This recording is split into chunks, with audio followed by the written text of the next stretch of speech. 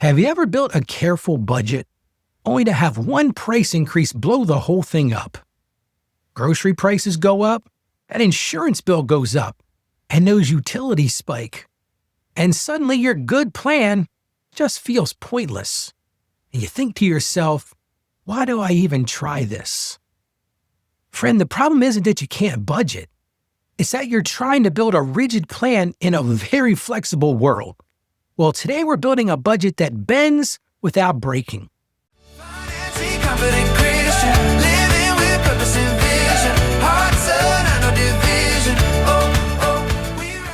The listener question says this: Ralph, I sit down, I plan my money carefully, and then prices increase, and I'm right back to where I started. I'm stressed, and I'm behind. I'm exhausted from feeling like no matter what I do, I can't get ahead. How do I build a plan that actually works when life is unpredictable? I don't need perfection. I just need something that won't fall apart the second something costs more than expected. What a great question. And it's a question that I think all of us can appreciate. I don't know about you, but it seems like every time I turn around, things cost more. My wife and I were at the grocery store not too long ago, and she kind of laughed, and I said, "Is it really true that these prices are this high?" And she said, "Yeah, Ralph, you're a little disconnected. My wife handles all the shopping around our house." But today's big idea is this: how do you get past that? And my main takeaway today is you've got to build margin into your plan and not perfection. Because, friend, most budgets fail because they assume stability. But life changes. Life moves. Prices change. Your needs shift. Surprises happen. So let's talk about how to build that resilience. Here's the first step. You got to stop budgeting exact numbers for flexible categories. If you're like me, groceries are not exactly $500 a month. Depends what you're buying. It depends on the prices. It depends on the time of year. Gas, that's another thing. It's not exactly $180 a month, is it? Maybe you've got a road trip planned, or maybe just the price at the pump has gone up. So instead of using tight numbers, specific numbers, I recommend you use ranges. For example, let's talk about the grocery budget. We did a great show about groceries. We'll put a link to that in the show notes. But maybe for groceries, instead of just saying $500, say between $500 and $600. The same thing goes along for utilities. Instead of saying $150, maybe you say $150 to $220. Because when you live in those ranges, they absorb that reality. They absorb those price changes. But if you've got those exact numbers, they just completely shatter and fall apart when there's pressure in the system. Here's a second thing I'm going to recommend. Create a shock absorber category. We love shock absorbers on our cars so we don't feel like we're being bounced and knocked around. This is just a small monthly cushion. Even if it's $50 or $100, and really label it unexpected increases. Now, this isn't for emergencies. This is not your fun money. This is just breathing room for when rising costs happen. This is your plan that bends without breaking. Here's the third thing I'm going to recommend you do.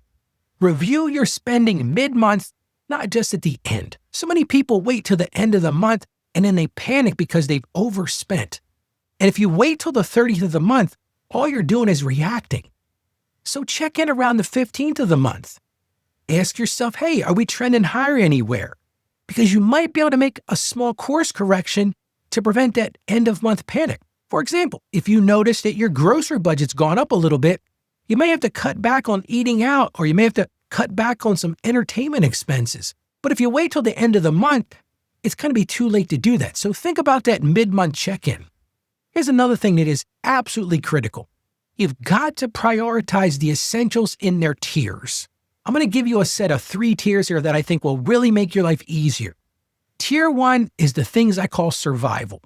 These are things like housing, utilities, food, transportation. You got to have a place to live. You got to have lights and water. You need to eat, and you need to have transportation to get to and from work. So that's number 1. That's the number 1 thing, survival. Second tier is stability. These are things like insurance, those minimum debt payments, and setting aside money for savings. Yeah, they're important, but they're not survival, they're more stability things. And the third tier, this is the place where if you have to, you can knock some things out. And tier 3 is lifestyle. That's those streaming expenses, the dining out, all those extras. I really think that 3-tier approach works: survival, stability, and lifestyle. And when costs rise, you just adjust tier 3 first. You don't adjust everything else. And when you live in that reality, it prevents that emotional overcorrecting. And finally, the last thing I'm going to say about this is we've got to do a better job of redefining success. Success isn't nothing ever changes. If you think that's going to happen, it's not going to work. Success is this: I adjusted calmly. See, because the truth is, you're not failing when prices rise. You're adapting. And adaptation is wisdom. So here's my one piece of encouragement for today.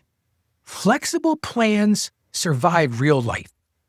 So here's your action step for today. I want you to add one new line to your budget. We're going to call it our shock absorber. And even if you just add $25 into it, you're going to see a dramatic change, because that single change will make your budget sturdier starting this very month. Well, let's get into some sturdiness in the Word of God. Let's go to the book of Proverbs, chapter 16, verse 9. And I just love this one. It just goes into exactly what we're talking about. Again, Proverbs 16:9. In their hearts, humans plan their course, but the Lord establishes their steps. See, we have to plan faithfully, but we've got to stay humble and flexible, because life unfolds in ways that we can't fully control. That's just part of life. How about we pray together? Lord, you know how very discouraging it feels when careful plans fall apart. So right now, would you please give us resilience? Help us build wisely. Help us to adjust calmly. And help us to trust you completely. Help us to replace frustration with flexibility. And remind all of us that adaptation is not defeat. It's actually growth. So Lord, we ask that you would guide our steps as we steward what you've given us.